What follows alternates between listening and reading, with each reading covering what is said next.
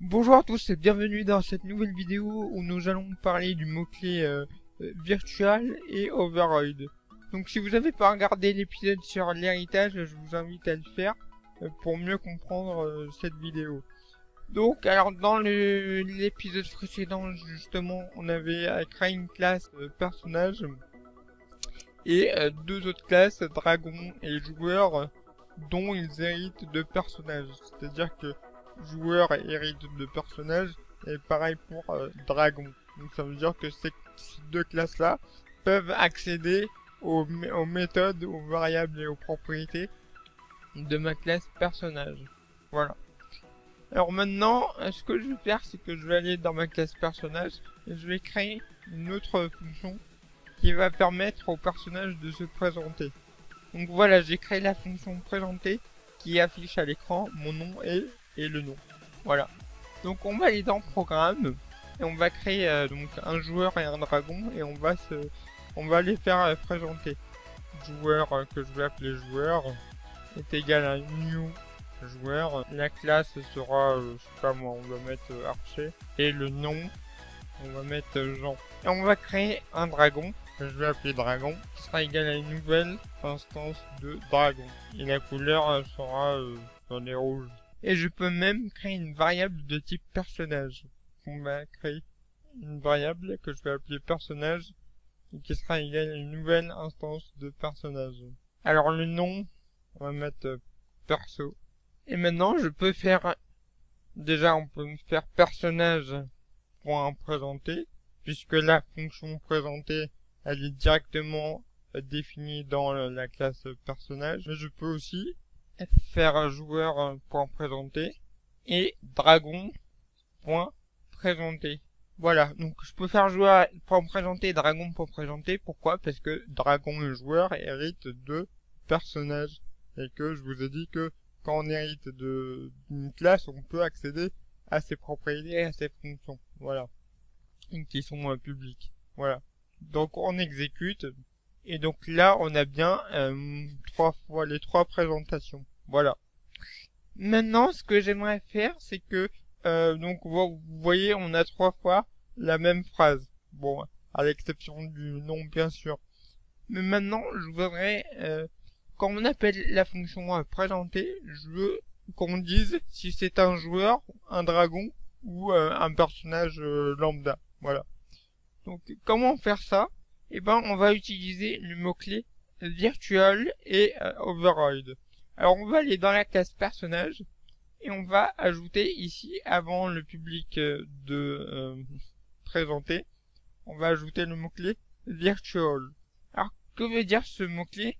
Ce mot-clé veut dire qu'on aura le droit dans les classes enfants de redéfinir la fonction présentée. C'est-à-dire que maintenant, je peux aller dans Dragon et déclarer une fonction qui va s'appeler présenter. Alors, dans la classe enfant, donc on va écrire le mot public comme d'habitude, sauf que là, on va ajouter override. Voilà, override. Et là, vous voyez que Visual Studio vous propose des fonctions qui sont overridables, entre guillemets. Donc là, on a la fonction présenter. Voilà, donc là, il vous met la structure par défaut. Donc on a bien la fonction présenter. Alors je vais finir d'écrire ma fonction et on va expliquer tout ça après. Donc la base.présenter, on va le laisser. Et après ce base.présenter, on va écrire, alors juste ici, on va juste écrire console.write et non .writeLine. Voilà. Et ici aussi. Voilà. Et on va écrire je suis un monstre. Et on va mettre anti/n pour revenir à la ligne. En fait, le anti/n va permettre de faire un retour à la ligne après monstre. Voilà. Donc là, qu'est-ce qui va se passer? En fait, quand on va appeler la fonction présenter avec un objet de type de dragon, par exemple, quand je vais faire ici dragon.présenter, eh ben, on va pas directement appeler cette fonction-là directement, qui est dans personnage. En fait, on va aller dans dragon et on va appeler cette fonction-là présenter, ce bout de code-là. Et que dit cette fonction présenter? Eh ben on a base.présenter. Alors le mot-clé base, on l'a déjà vu dans le dernier épisode, et on le retrouve dans le constructeur.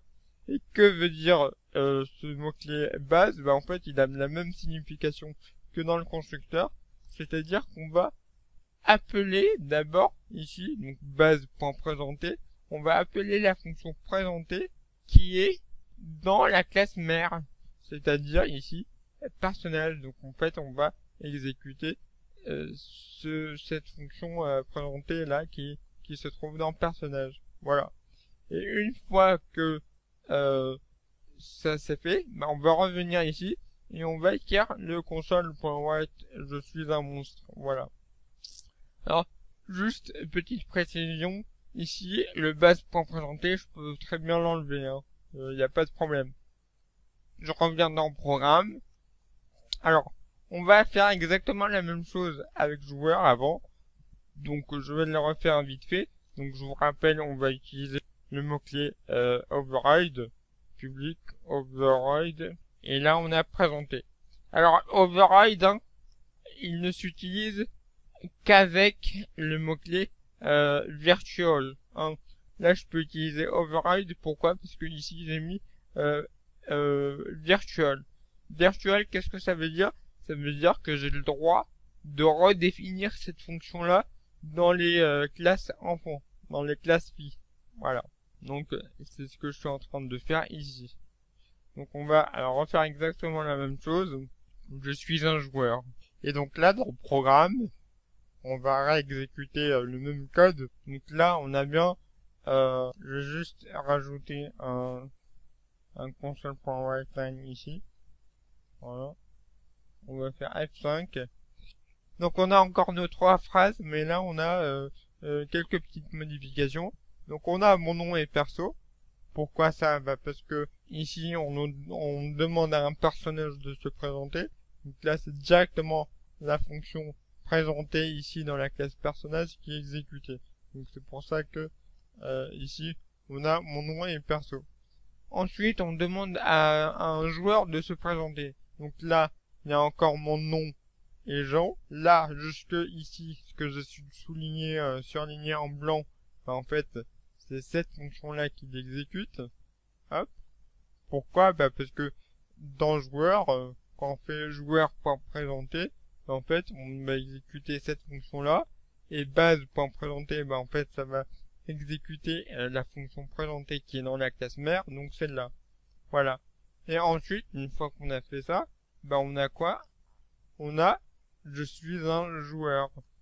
Et à partir de ce moment-là, bah on est ici. Hop. Donc je fais cette ligne-là. Voilà. Donc j'espère que vous avez compris. Et on a exactement la même chose pour Dragon. Donc mon nom est Dragon. Et je suis un monstre. Voilà.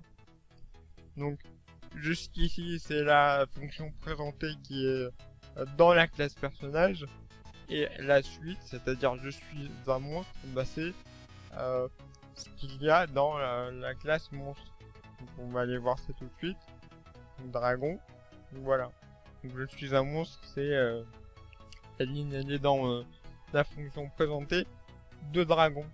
Voilà. Donc voilà pour cette vidéo. Donc j'espère que vous avez compris. Si vous n'avez pas compris, bah, n'hésitez pas à poser vos questions dans les commentaires. Et sur ce, je vous dis à la prochaine. Allez, ciao.